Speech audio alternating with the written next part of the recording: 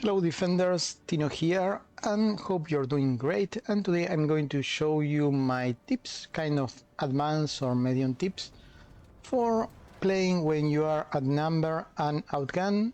And yes, it works for every minor nation. Especially I took these tips from my gameplay of Poland last week. And as you can see, as Poland you are outnumbered because you must face Germany and the Soviet at the same time. So you should be very careful with your designs and your productions. I'm going to give you all the tips that they use on this game. And as you can see, if you do things all right, you can check the losses. And I have lost 20k. And the Germans have lost 1 million so far.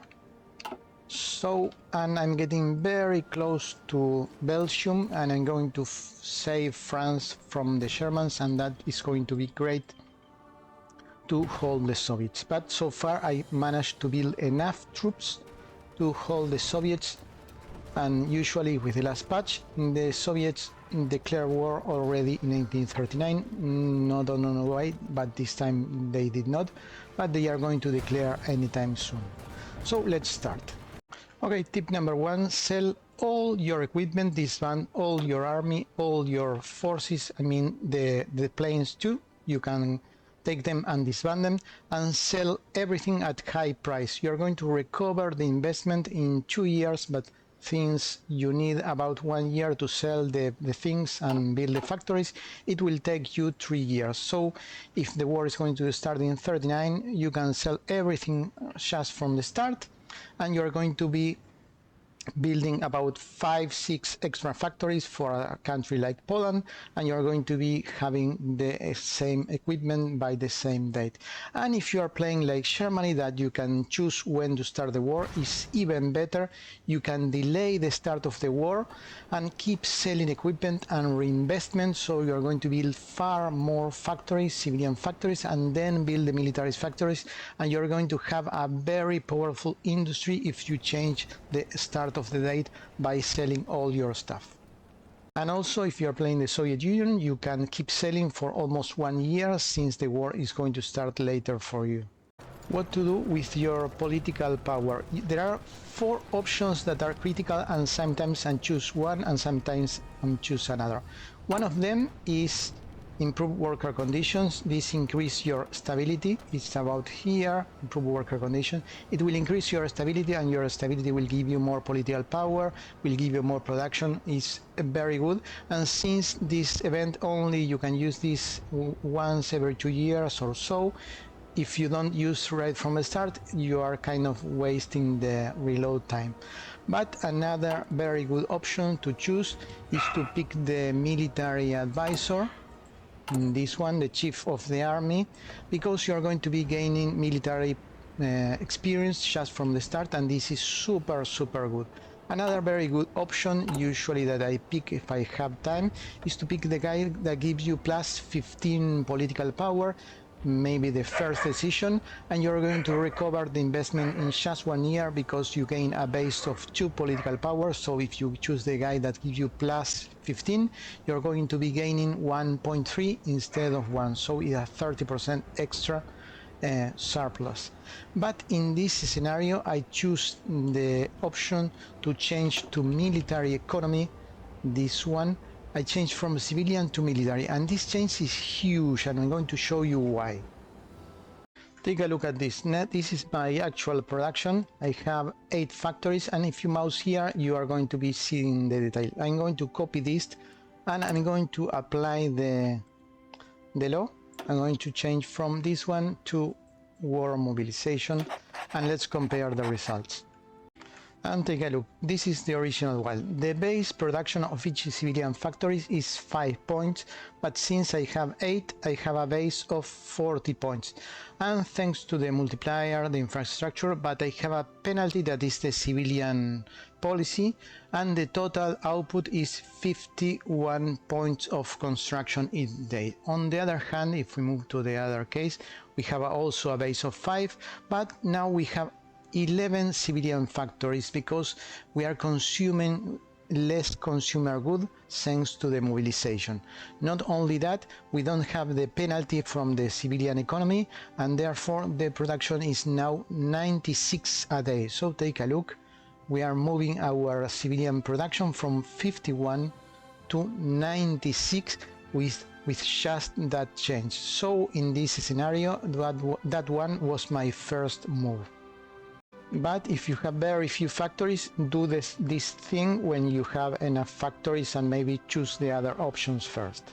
Also, if you are a number, go concentrated industry, because you're not going to have the 39 rifles or the 39 artillery. You are going to have the technology when the war starts, so it's much better to keep your lines producing with concentrated industry, that you get a nice bonus, about 5, 10, 15%, and do not change the lines. I only changed this one because I miscalculated and had a surplus of artillery pieces.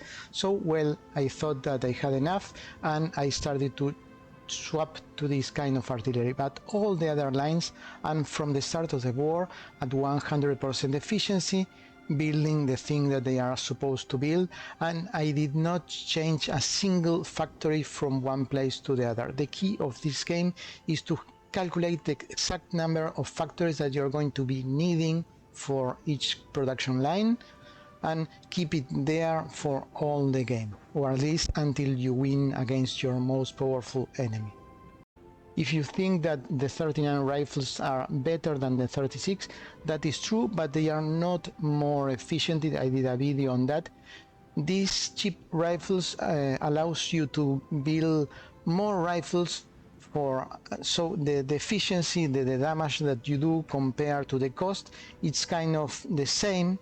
So it's better to keep this production as 100%, since your first instruction is to fill all the front lines. Once you filled all the front lines, yes, you can swap to 39, but until there it's much better to build cheaper units that are kind of keep the same efficiency, and since your production line is at 100% speed and you have the concentration bonus, you are going to be producing far more units. The new rifles and the 39s, artillery and guns, are only for concentration of firepower, and you can do that for your spearhead or critical locations that you have a narrow combat line. So if you have extra factories after you develop a new technology, let's say that you develop the technology of rifles 39, well, if you have a new factory, put that new factory with a new rifle, but keep the old ones producing, and you're going to be sending your rifles to your elite unit, that is your spearhead. Your spearhead is the only unit that is going to have the elite 39s, rifles and weapons and everything. So using the international market, you are getting a boost. Using concentrated factories on 39, you're also getting another boost. But another tip is to build great templates, and you should build this one. This one has a maintenance company, and you should train this one. I also added another infantry battalion in each of the brigades, so 3 battalions in total, and train only this unit. And you train it to level 2, and then you deploy, and you keep it training to level 3. As you can see, I have them all deployed and training to level 3. Well, not now, because yes, they are being trained to level 3. And just when you get a level 3, why I do this? Because if you train the units without the maintenance companies, you're going to be losing 5% of your equipment. So your army is going to be 5% smaller. If you add the maintenance, you're going to be spending just 1. And the tanks and artillery are very expensive and have low reliability, so I train it to level 3, this company, and then I swap this template to the template that I desire. That is the infantry template, that is this one. And then when you change the train units that are already in level 3 to the new template, you're going to be losing very little amount of XP, because they are super similar, and you're going to keep training them a little bit, shows just a few days, so they get level 3 instantly. So what about your army? Your army should have a big number of infantry units to defend the whole line, and just 2 divisions for spearhead. And let's check the templates. Let's move out.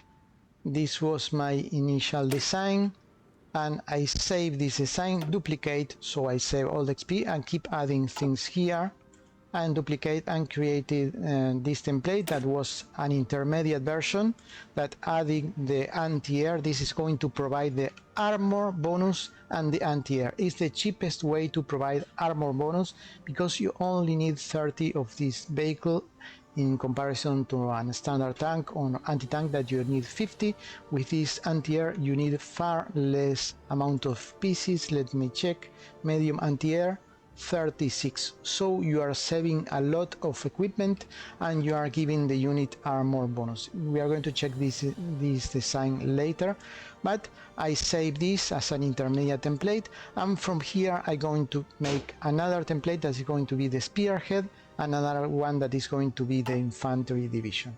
The infantry division is this one, has the armor bonus, anti-tank, a lot of artillery, and they have the recon that gives bonus to the artillery. They have the maintenance company that is for keep training a little bit, and also you're going to be taking equipment from the enemy by keeping this maintenance unit, and the engineer that is super critical. This is my standard infantry unit for all the line. Is super powerful because you have anti-air, you have anti-tank, you have armor bonus that multiplies by 3 the power of defense and attack of this unit, and you have the critical companies. This is a standard infantry division that I use to hold the line. Just one of these divisions are quite able to hold the Soviets or the Germans. This is my elite infantry division that has installed an hospital and a company that is a signal company. Why I have an elite division is very important. Let me show you. Usually when you start playing, Germany will pick some locations that are the favorite locations for attack. So I'm not interested in having elite units all across here that are going to have the hospitals that are very expensive but are going to save me a lot of manpower and experience for the units, or maybe some locations here when the war starts, because they are going to be idle.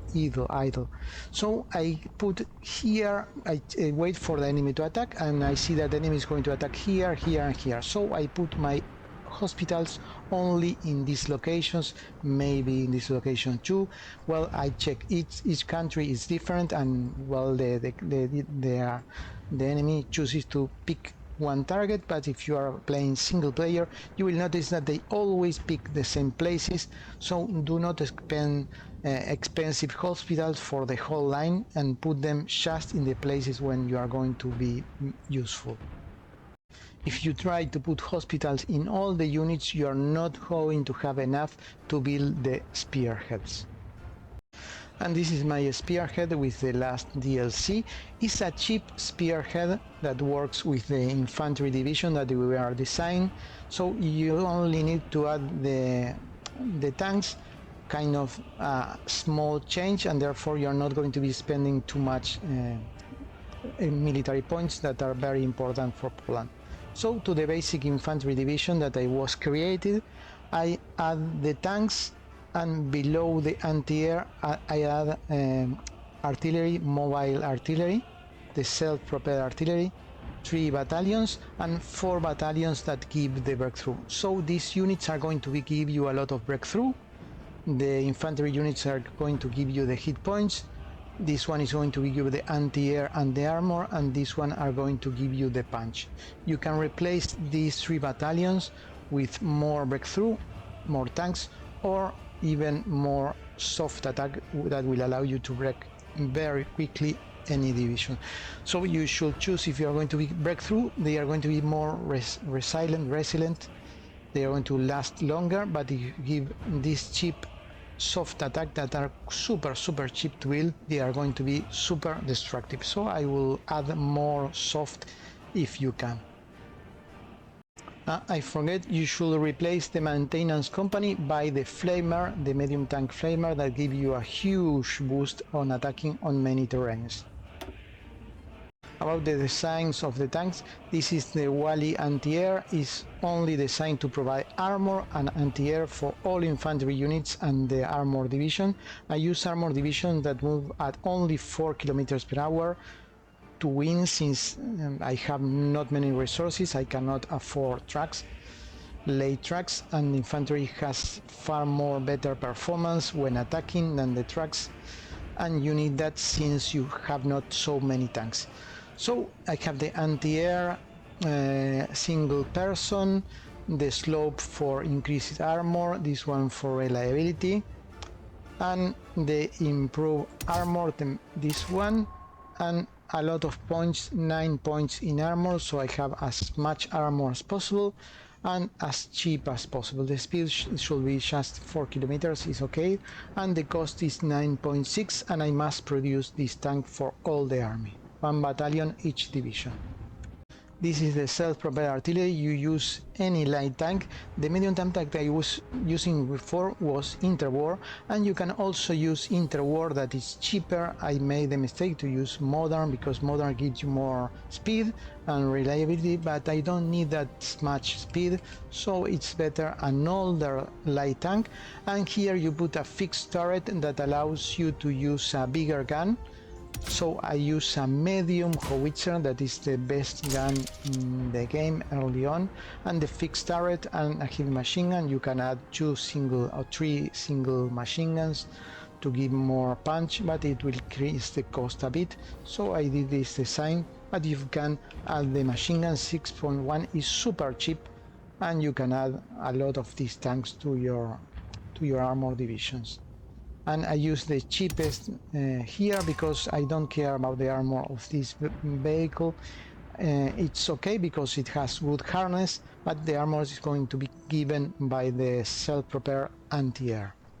And my last tank, this is the one that gives the breakthrough, is the standard tank, 3-person turret, medium howitzer, this one for reliability, radio for increasing the breakthrough, 2 heavy machine guns for more damage, and this engine is kind of gives reliability. You can choose another one that gives you speed and put instead more armor. If you choose this one, you will have more reliability, and if you choose this one, you can increase a little bit until you reach 4 kilometers per hour, let's say 3 points more.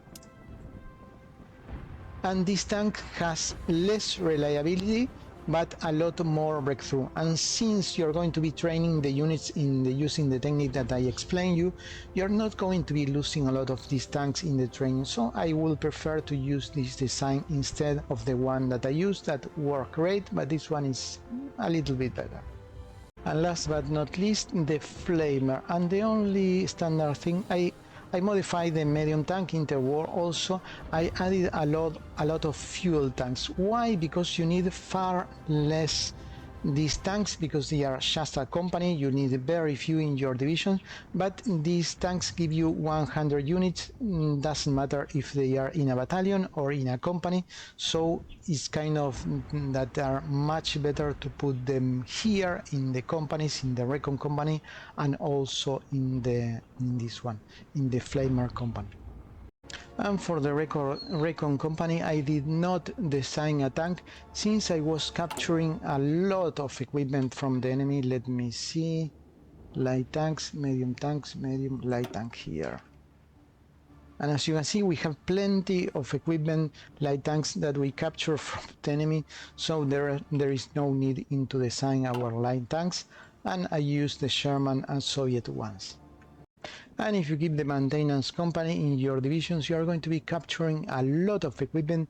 If you sell all this by this time, I made the calculations, are were about 100 in industrial construction points, so you can build 10 civilian factories with all the capture equipment in just 6 months, or even more military factories that they cost just 7,200. And as you can see, all capture equipment that you should start selling.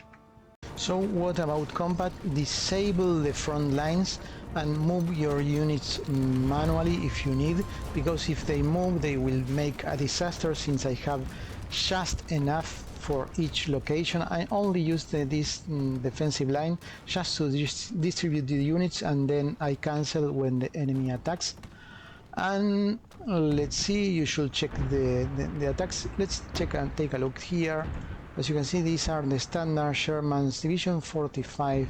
This is night, so we are having a penalty of night, and wait for the day to see the numbers. 6, 8, 9, 10. Let's see, they attack with 100 points and you defend with 570 something, and you have armor bonus, so we are going to be destroying the enemy units. This is on the defense, we have more than enough, and this is our spearhead. For the spearhead, I recommend you group your units and you select them both and you press Control 1, and that means that when you press 1 you're going to be selecting them. When you press 1 twice you're going to be zooming. You can do this with all the keys. If you right click here you cancel the orders, and you should always use your planning bonus. For doing that you press the Zeta key, Zeta, and right click, and as you can see I only select one province, not two, just one, or maybe two if I want to spread the units. Let's say 2, and then you press X and you right click and then unpause, and as you can see they will start redeploying, but press the B key and they will move faster. Always use strategical redeploy, and this will start gaining planning bonus. That is, this bar here is already at 100%, well, almost at 100%. Try to have it very high. When you move or the time passes by, you will start losing this bar, will going down, so recharge it and keep hitting. But usually if you can, try to attack without it. Let's say that you want to attack here, and always move with strategic redeploy. So the units move there, it went to arrive, and just attack before they... I mean, do not wait for them to gain organization, because the organization is not that important. The units are so powerful that usually they will break the enemy with only those 3 points that they have of organization. So always strategic redeploy and hit, strategic redeploy and hit. Same with infantry units. Usually I move by strategic redeploy. And let's say that you want to advance here, also we are going to move the units there after the combat and start hitting here. If you cannot win this battle, you are going to see by this battle, winning the battle fast. Well, in that situation, start gaining planning bonus. But if you think that you are going to win the battle anyways, just attack. It's more important the speed than spending time on planning bonus. Planning bonus is just to break the line when the enemy is entrenched. And about the Air Force, I neglected completely the Air Force since I have no resources for building place, but I trust the British will cover my air. But anyways, if you use anti-air on all your units, you are going to be protected against enemy close air support, and by using static anti-air, you are going to be protected against logistical and strategic strikes. So if you are a poor country, you can rely on that. And thanks for being there. Best way to support the channel is thumbs up, and if you have any question, please leave it down below, and hope you have a great day. Bye bye.